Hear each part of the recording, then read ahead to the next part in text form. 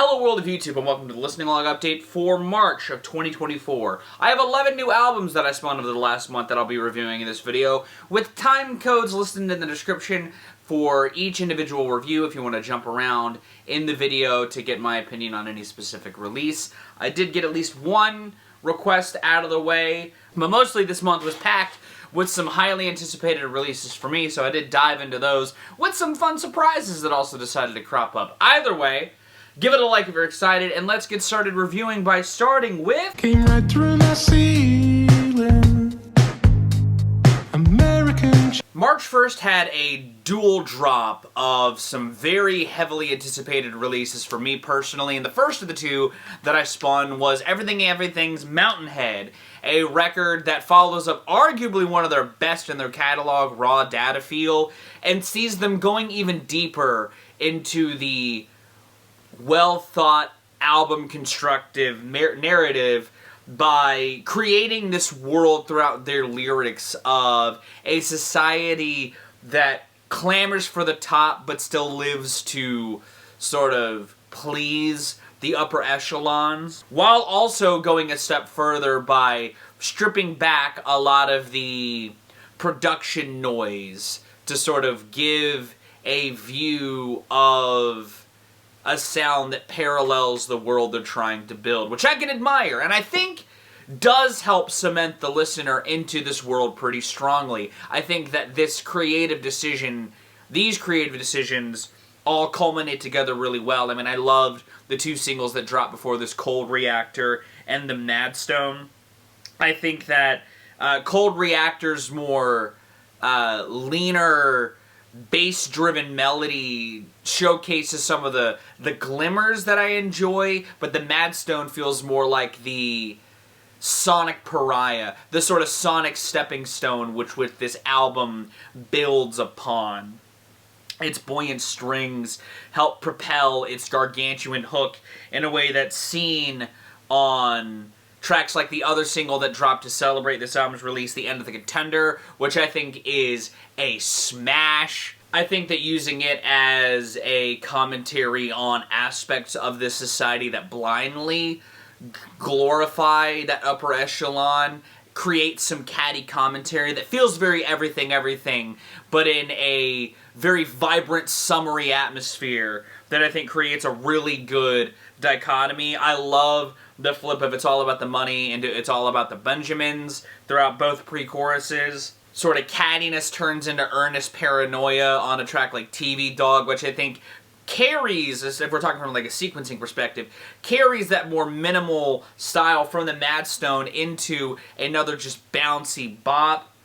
I love the energy that creeps out on tracks like the opener Wild Guess, and on the very other bass-driven and kind of catty Dagger's Edge that sort of feels like it's written from the perspective of the upper echelon, speaking down to those that are trying to come up. There's a real sadness and darkness explored throughout tracks like Canary, Don't Ask Me to Beg, which I think sort of lend to some of the darker corners that they are trying to pull together within this world. I think this album is another really strong batch for these guys, and I like a lot of the sonic approach to this. I don't think it's as diverse necessarily as Raw Data Feel. I don't think there's quite nearly as much of a showcase of their sort of kaleidoscope approach that I talked about, but I think that the avenues that they do explore sonically still pull together some really strong tracks.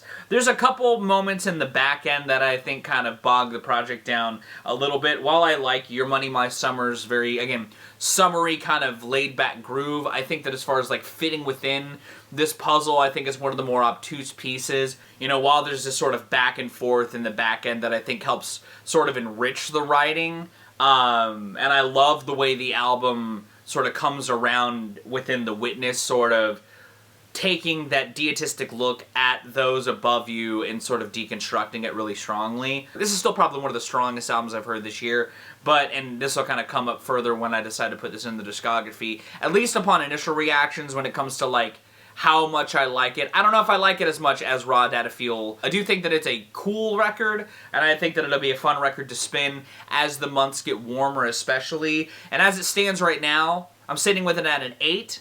Not to say that it's, again, bad. It's an 8 out of 10. Probably one of the best albums I've heard all year this far. Just comparatively to their catalog, it's not quite as strong in my opinion. Yeah. And it's a new celebration of this groovy, better living, lifestyle. Like Q finally dropped! I talked about it in my discography review late last year. I've been waiting for Blue Lips for a while.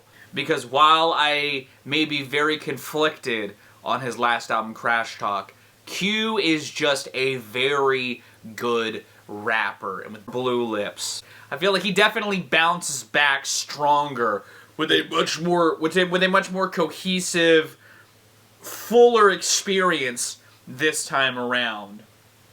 There's some awesome sonic deviations that he spins on here while filling these tracks with bars that see him reflecting on the path that led him here, and even some of the tragedies that he's been seen along the way that have made him reevaluate what he's putting into the world to get more out of. The way he weaves between bangers like Pop and Yearn 101, Pig Feet, which is another really good collaboration with Childish Major that helps build this record up to its conclusion throughout tracks like the very infectious Thank God For Me and Sincere Reflective Blue Slides, with some production that sees him branching out even farther, like the drum and bass horn fusion on Foo, which is a great collaboration with Ab Soul. Or just those throwback boom bap inspired tracks like Ohio with Freddie Gibbs, or Germany 86, which is easily one of the best cuts on the record, where he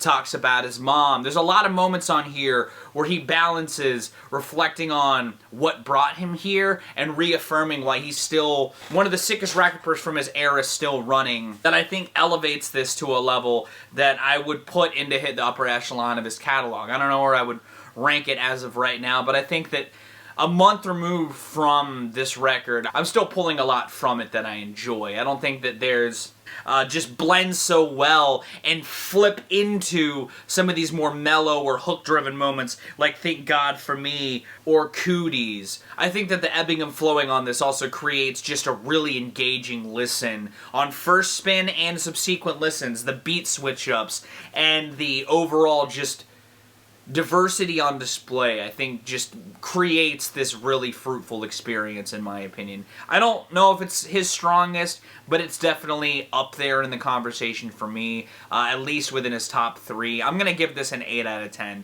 It's also another really strong album from this year that I enjoy. Sure, there's some pockets where I don't think some of the tracks necessarily bang or hit as harder. I love the vibiness on Nunu, but if we're comparing like some of the other tracks on here, it's one of the ones where I feel like there's just kind of a lot of meandering going on. It's still absolutely worth your time if you've loved Q stuff in the past. And again, if I'm at least comparing it to Crash Talk, it does exceed it at least 2 times over.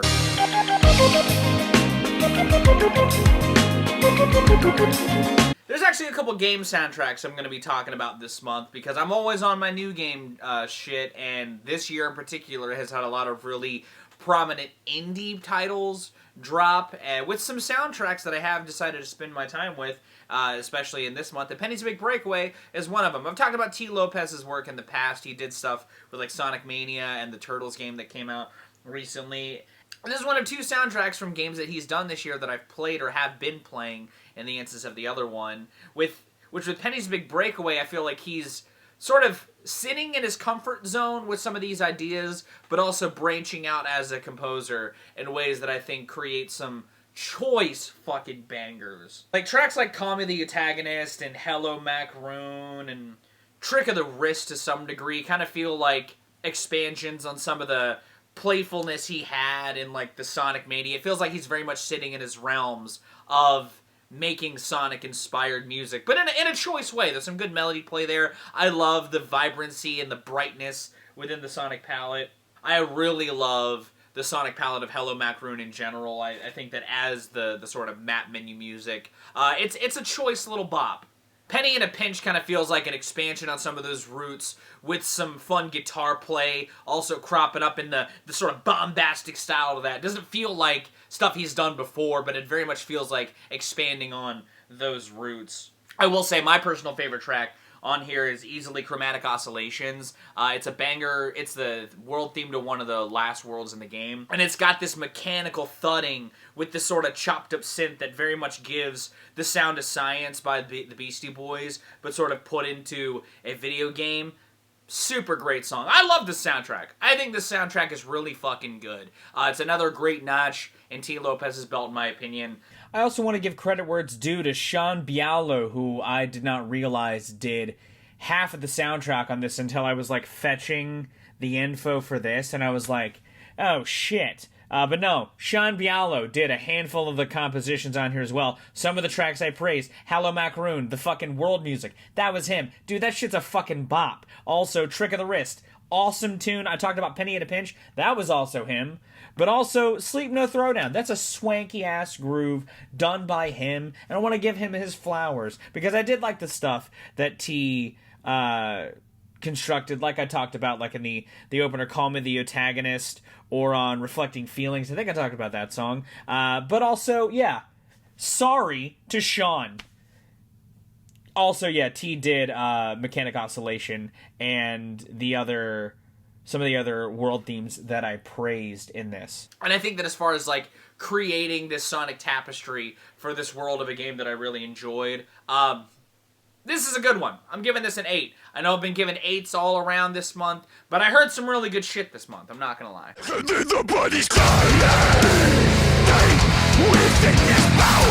I may not have thought about Job for a Cowboy since,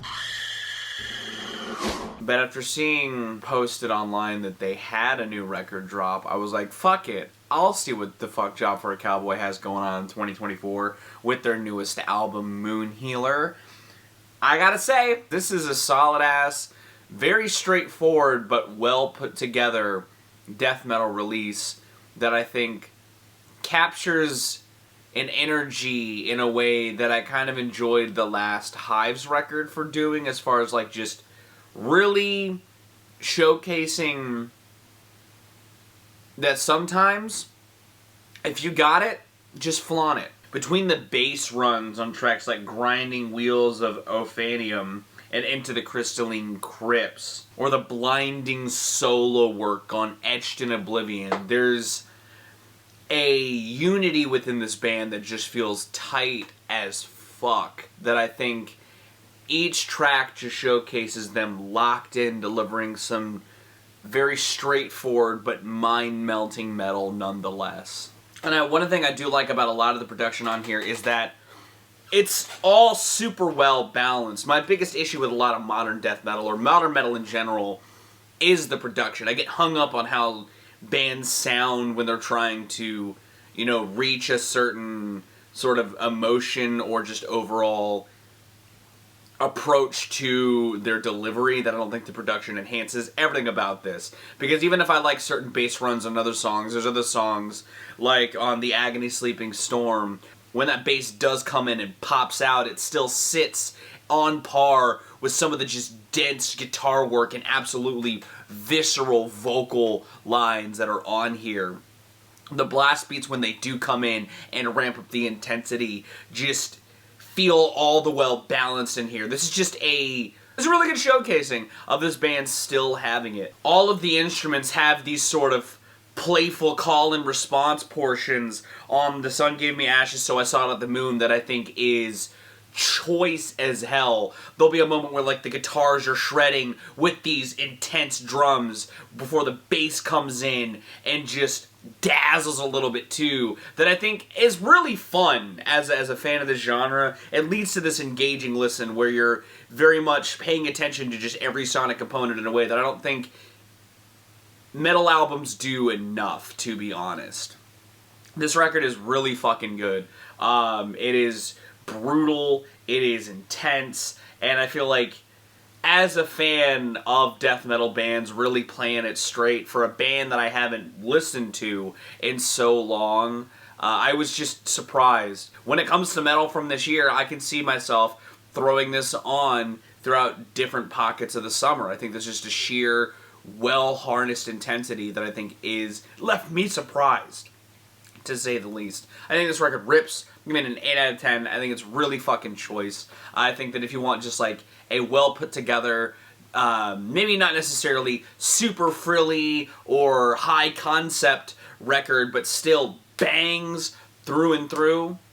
This record rips. Very much worth your time. I'm in 200 gas, 100 blues, 9 cat, 9 new, I've been blessed, on me screws. Outside of his features with some of the people that are even on this project, I never really listened to Mike's stuff. In fact, this is my, like, first real excursion into a project of his, Pinball, a collaboration with Tony Seltzer. I like Pinball as a game, and I was curious to see what the hell Mike had going on in a full-length project, which I think that this whirlwind approach, I think, does him favors, at least as an introduction to some caliber, because some of these tracks, he's just in to dazzle a little bit before pivoting on to the next idea, which creates some cool moments, don't get me wrong. I think that some of the hook spinning on here is pretty well harnessed for a rapper in his lane as far as, like, again, as far as doing this in and out approach. Some of these choruses are pretty fucking strong, like on 100 Gex. I think Earl's hook on God is also pretty solid, or at least the chorus on God sort of brings that track around pretty well. I love the way his hazy flow stands against the shimmering synths on the title track. I like the production of this by and large, too. I think that it creates this really cool pairing with Mike. It creates some banger moments, like on Reminiscing. Some, again, similarly dazzling sort of switch-ups, like on the switch from Lethal Weapon into 100 Gex. I love the beat of 100 Gex as a whole. I think that might be my favorite song on the project. I think Mike sounds really cool over that drill-style beat, and I think that again, that switch up into that is just really fucking cool from a sequencing perspective. I do wish some of these songs had a little more going on. While I like the beat of Yin Yang, and I think that the track kind of, again, sequencing-wise, comes in really smoothly in the track listing. That was one of the tracks I kind of wish had a little more substance, or a little more going on than just kind of the intro, the verses, and the outro. I also don't necessarily like some of the writing, or I don't think it's necessarily as strong on tracks like Skur. I think this is a solid record. It was a project that, similarly to other records I've talked about in the Pocket Project world, like Earl's Sick, I kind of wish there was a little more, pushing this a little bit farther. I could tell he was trying to go for this sort of in-and-out approach for a lot of it. And again, it yields some good results, but I also think there was some where it just left me feeling a little bit drier than I was hoping. I'm giving this a 7 still. It's super solid, and it's really interesting, but I don't think it was the best entry point for me into Mike's catalog. I'll definitely try more of his past stuff, but this was still a solid-ass record.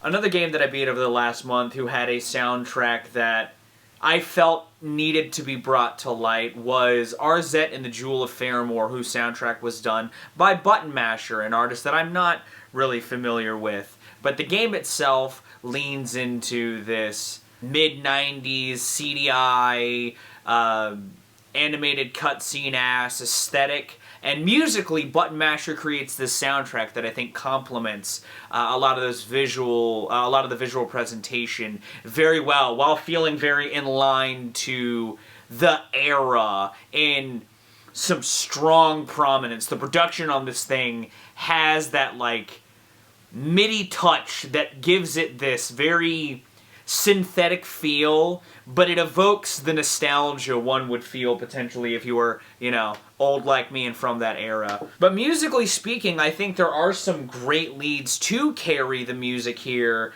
that lend to elevating it above just an homage to an era for a nostalgia bait. That accordion lead on the Faramore Town theme, that flute lead in the world map theme as well. Just infectious melodies across the board that I think helped carry me through the adventure in a way that I wasn't really expecting but enjoyed nonetheless. You know, the bass groove on Cogwin Caves I think is also just super nice, with that light percussion to really cement you within the caves. Now, don't get me wrong, I do think that there are some songs on here that I think do lean into the aesthetic, but I don't think warrant as good of an outcome on the other side. Like the guitars on Durridin Forest very much feel in line with the shtick, but I just don't think it works. I also don't really like the boss battle music all that much, oddly enough. Really, the best highlight I can give to Button Masher as a whole is the bass work, because Norin's Swamp as well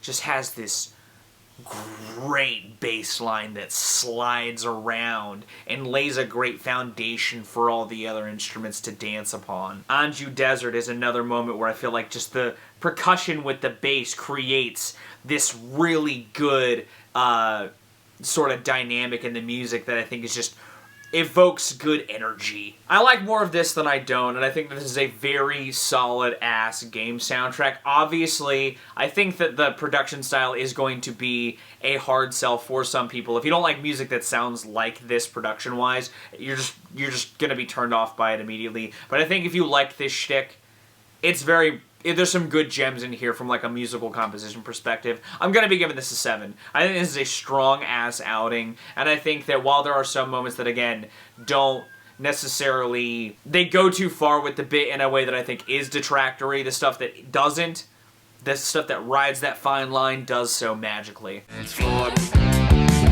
Cowboy. TWRP are back with a brand new record.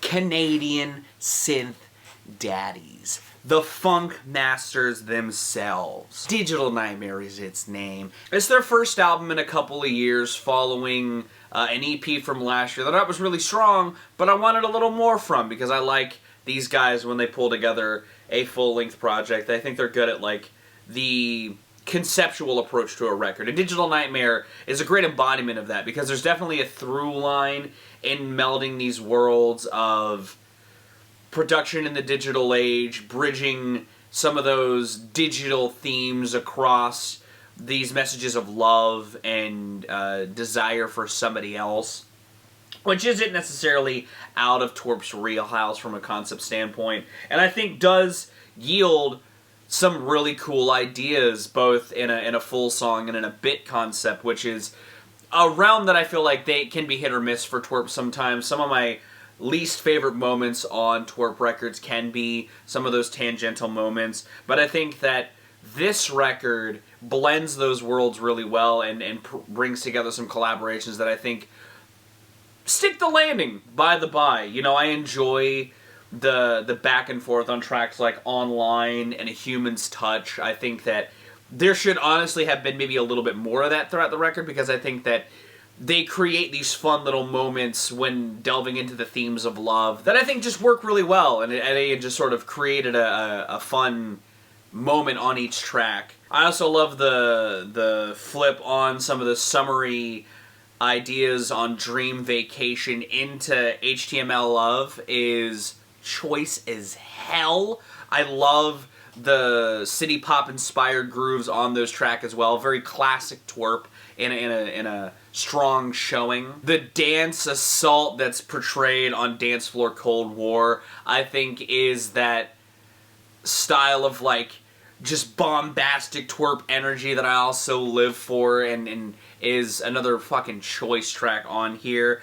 International Business Systems is one of those sort of like bits that I kind of talked about, which again can be kind of, you know, hit or miss, but I really like that collaboration. I'm not really familiar with Jazz Emu as much as other people that they've worked with in the past, but I think that their work on there, while maybe not necessarily as dazzling as it could have been, I think acts as this nice little sort of deviation in addition to the sort of digital side, or like the non-love side of the equation that they're cooking. I also think it leads into Ladybug really fucking well, and I love Ladybug. The bass work on that is just so damn tight, funky. Love the way it sounds. Do I think that the through line explored on here is maybe as, you know, cohesive or as nice throughout as maybe, say, a record like Returned or whatever? Not to me, personally. But I do think this is still a great record in their catalog. I do think that, like, in the echelon of TWRP records, it's not my least favorite, but it's also not my favorite. It lands somewhere in the middle. Maybe someday I'll do a TWRP discography review. Who fucking knows? But as it stands with this particular record, I like the the avenues it explores. I think it's got some really fun hooks as well. I think that as far as TWRP just adding another notch in their belt, this certainly sticks the landing pretty strongly. I'm giving this an 8. It's still a really good record. I think that as far as like being a fan of this band and the band delivering a lot of what I enjoy from them with some fun little twists and deviations, this is a solid choice. If I were to give any other sort of glaring sort of issues I maybe necessarily have, I don't like Content for You all that much. It's a like catchy song. It's a well-produced jam. But I think as far as like leaning into that city pop aesthetic, but in a way that sort of comments on digital production and consumption and being a creative in the digital world, it's a sentiment that I've always been kind of like back and forth on, and I think that like TWRP's approach to it isn't bad, but it's not my favorite song in their catalog. Do I think this is a great starting point for TWRP for people getting into them? Not necessarily, but I feel like for the diehards, this is absolutely one that you'll walk away with some choice jams, as always.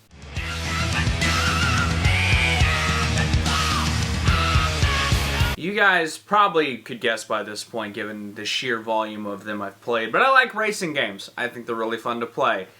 I don't, however, really care for watching racing. I think that watching racing across the board is dull. I know I talk, negatively about sports by and large as far as like investing time in them, but I will invest time in some sports. I really don't give a shit about racing whatsoever.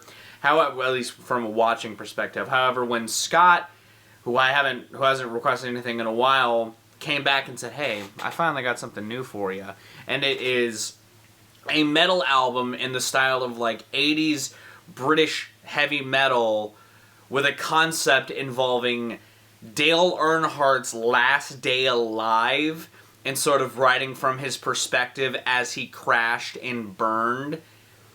I couldn't not invest my time in this pocket project. It is a really fun listen, even as somebody who isn't a racing fan. When it started with a sample from his last interview, I was like, this is going to be something special. And it very much is. I love how, first off, catchy it starts off. I think that Gasoline and Eat My Smoke are two really catchy, but also just throttling. They lean into that high-speed racing, but with a metal edge, but with a metal sonic backdrop, fantastically, honestly. And I think that the production that this record leans into helps sell it even further. But I think that throughout the second half, as we get into Dale's death, and we sort of explore where he goes in the afterlife through I Am Here Now and Crying from the Abyss, the closer, I love that the imagery starts to match the inspiration a little more on the nose in a way that I think, just again, sends it over the edge for me. While this is a project that I definitely do want more from because I like a lot of what's here, I think that the leaning into the character of, or leaning into the persona of Dale Earnhardt from a writing perspective, I think is captured at least relatively well. I don't know Dale Earnhardt like that. Again, I just know the name because he's one of the most famous NASCAR racers probably ever, right up there with Jeffrey Gordon. But I think that as far as like creating this bizarre-ass experience, I Am the Intimidator, who this is their only release, really made something special with this. I think that the guitar soloing is pretty fun.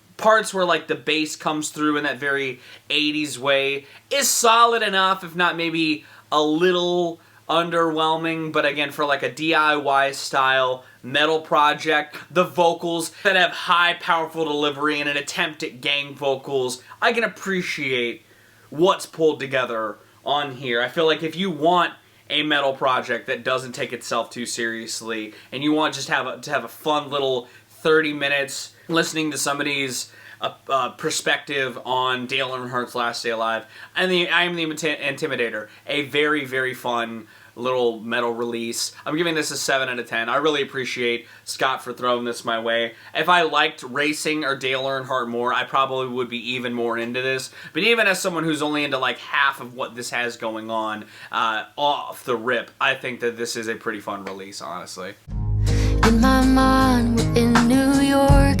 You had never been. One artist that I got into throughout the listening logs after I started it on the channel that I've always wanted to go back and listen to their more revered work, but have had relative interest in some of their excursions post getting into them, is Kacey Musgraves. While I wasn't that into her last record this much, I feel like she could bounce back from something that was that okay with something even better. And with Deeper Well, an album that sees her really trying to find herself again, I think she comes around the bend through the album's end with a pretty successful release, in my opinion. I love a lot of the airy guitars that coat this thing, while I feel like it doesn't necessarily go as ambitious as I would say a record like Golden Hour, or even some of the deviations on her last excursion. I almost enjoy a more reining in to focus more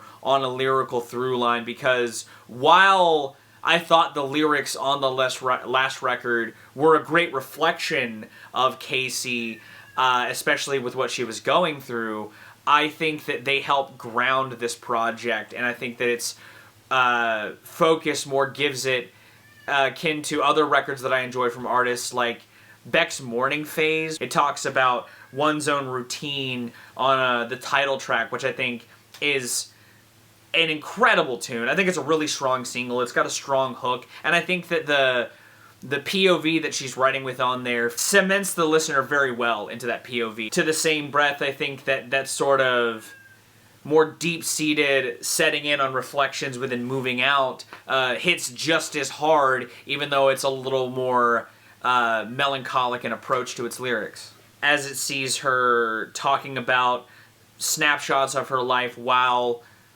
moving out into a new place. I also think that this record's sequencing does a good job at carrying you through this process for Kacey, going through some of the cutesiness within a track like Anime Eyes, which I'll argue, which I don't think necessarily is my favorite song on the record, but I think, again, from a sequencing perspective, comes in at a good point and welcomes in what I think is a strong closer with Nothing to Be Scared Of pretty damn well. And I think that the closer itself has that good resolve to it that I think, again, gives you this end of the journey feeling. You know, you really feel like by the end of this record, Kacey has turned a new leaf and is ready to push forward to new pastures in life. Jumping to other moments that I don't like, I do think Anime Eyes may not be one of my favorite songs on here, but I like it more than, say, a track like Jade Green, which is one of the sort of sonic deviations where it tries to add some more electronics underneath this more propulsive jam that isn't necessarily, like, again, a bad song, but if we're talking, like, some of the highest hitters on here, that's definitely landing lower on the echelon of the track listing. I do think I like this record a lot more than her last one, and I think it's also just because I think that Kacey might just be in a creative space where she was able to make a record that I think was just a little more consistent this time around. It's hard to go through a breakup, and sometimes breakup albums just aren't bangers. But this record of self-discovery, or self-rediscovery, I think is choice. I'm giving this a 7 out of 10. I think that it's not as good as Golden Hour, but I think it's closer into that direction of stuff that I enjoy from Kacey as a songwriter. And I think that overall, I think the sonic palette of this, I think, is just much better utilized, or at least much more cohesive throughout, and has some fun moments of grand flourishments. I like the acoustic noodling on this a lot that happens. The vocal work as a whole, you know, I liked the duet style throughout The Architects with the harmonies throughout that song, but I also think the other swells that happen on a track like Sway are just absolutely beautiful and help elevate some of the more intimacy seen throughout this to a level that I think is fitting for the season at the very least.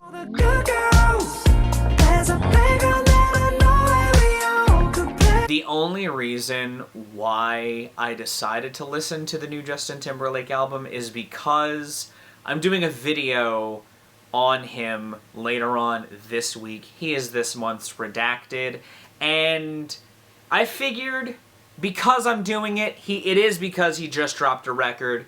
Let's listen to said record. I may not like one of the singles off of this, Selfish, and think that it may not be as bad as anything off of Man of the Woods. I still don't think is nearly as good as his highs that I did enjoy of his stuff in the past.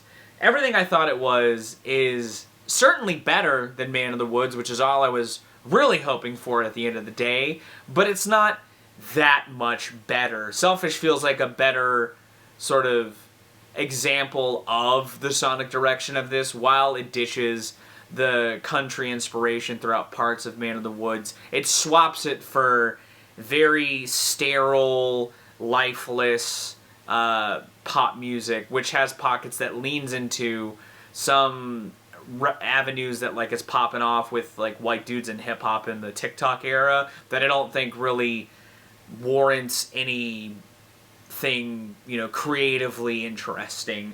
See the opener, Memphis, where Justin adorns this flow that I think just kind of feels like an old man really trying to appeal to the kids in the cringiest way possible. And the way that he tries to blend that sort of style with his own brand of pop music, I don't think breeds anything interesting either.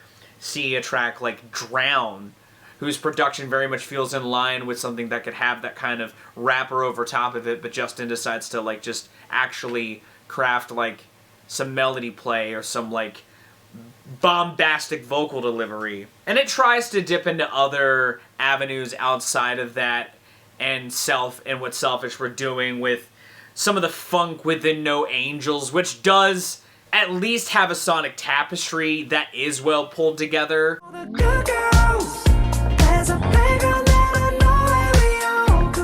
And Liar right after that just keeps the energy, but he brings in that same just delivery that feels like old man trying to be hip. And even if he's really trying to sell the hook Love and War, the songwriting of that song just isn't it cheap, which is pretty much the biggest problem of this project. And even when he does try to like pull his own JT nostalgia out, like on What Lovers Do, it just doesn't have the writing to hit the same wave. It just feels like a stale version of what he brought to the table in the past. As excited as I would have been to see him collaborate with dudes like Toby Wigway and the guys from NSYNC on a different song.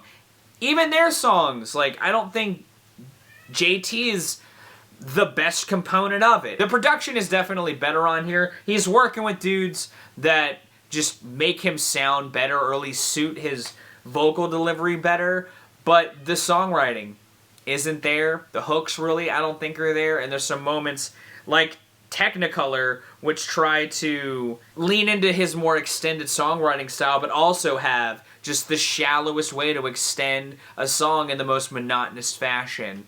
This is easily one of the worst records I've heard this year. I'm not really surprised. While I do like it more than Man of the Woods, I just don't think it's something that I would ever desire to revisit in most capacities. I'm giving this a 4 out of 10, because there's some components that, like, musically are good. But Justin is not one of those by and large on here.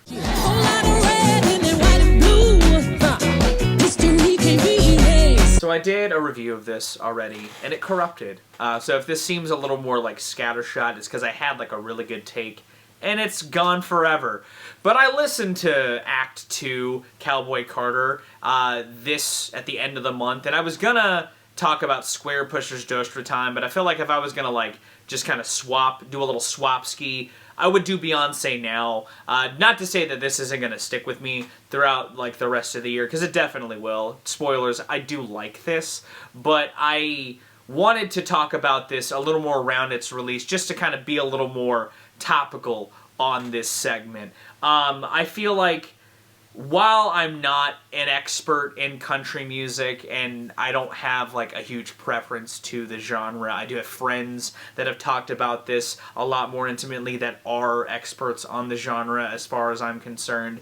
And I feel like this record feels like a country album for non-country fans to some capacity, because yes, while there is country amongst its ideas, and it like has, you know, respected artists from the country world, both past and present. It's like Two Most One with Miley Cyrus, which I think is pretty fucking choice. I also like the touch of having Willie Nelson as this DJ cropping up throughout here a couple of times throughout this record, and has like a cover of a country staple, which is fucking fantastic, while also sort of dancing within that realm in the vein of writing hits like Texas Hold'em, which is not my favorite Beyonce song because Beyonce has a lot of just bangers. I do think is a good like bar stomping like pop-ass jam that has a strong-ass hook, some fun call and response, and production that I think does it justice.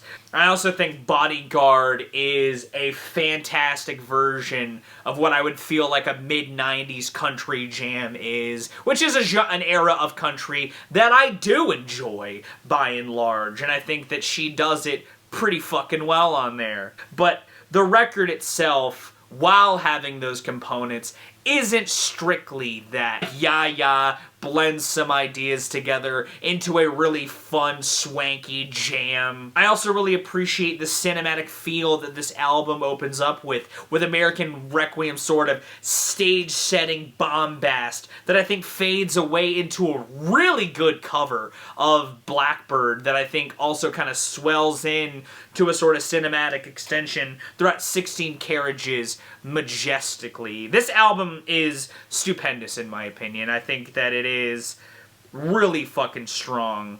Hell, Spaghetti is just a fucking rap banger where Beyonce has this flow that's just insane. You know, my favorite sequence, honestly, is like the back stretch that I feel like starts with Riverdance and goes through Sweet Honey Buckin', where she sort of blends the worlds of Act 1 and Act 2 together into this fantastic suite that has some Dolly Parton coming in as well, but I love the evolving throughout Riverdance, and it just makes me want to dance the fucking night away. There's just a lot of strengths on here that I think really just send this record off, in my opinion, is one of the strongest things I've heard this year. It's fantastic. I think that, like, it's got some moments that, like, I'm sure as the year goes on, I'll definitely sort of like less. Like, I do enjoy a lot of the sort of little interstitials that come in. They almost remind me, especially of some of the interstitials from Solange's When I Get Home, but in a very, like, this record sort of way, which both land and don't in their own respective fields. And while I have praised a lot of the collaborations, and I don't think the Post Malone one is bad, I do think it's probably the weaker collaboration throughout this record. At the end of the day, I think that those setbacks don't set it too far back, in my opinion. I'm still going to be giving this an 8. I think it is strong as hell. And, like, again, as, like, somebody who doesn't necessarily wholly invest a lot of time in this genre, I don't think it's necessarily that much of a detractor. It's got the country influence, and it sprinkles it throughout and blends it throughout Beyonce's ideas pretty fucking choicely, but I wouldn't say it's, like, as country as I've gone throughout pockets on this channel that I've also praised. And those were the albums I spun over the last month. Do you have any thoughts on these? Leave them in the comments down below, along with any suggestions for albums you would like for me to check out. I am sorry that I took a lot longer to make this than I had. I had a Saturday special that was going to happen on an album's anniversary, but I'm going to do that on Tuesday instead, so I'll have Dishonored tomorrow or later today, given what time it is versus when I'll be editing it and posting it. But it'll be going on later on today, probably much later than I had originally scheduled it to go live. And then Wednesday, we'll have a classic breakdown. And then Thursday, we'll have the Redacted as planned. Either way, thank you so very much for watching. If you like this, give it a like. If you want to see more, consider subscribing. I drop 2 to 4 vids a week, depending on what I've got going on or depending on how crazy my life is at the time. If you did, thank you. I'm going to go. I've been Viral Rack. You guys are good days, lives, and situations, and I'll see you another day.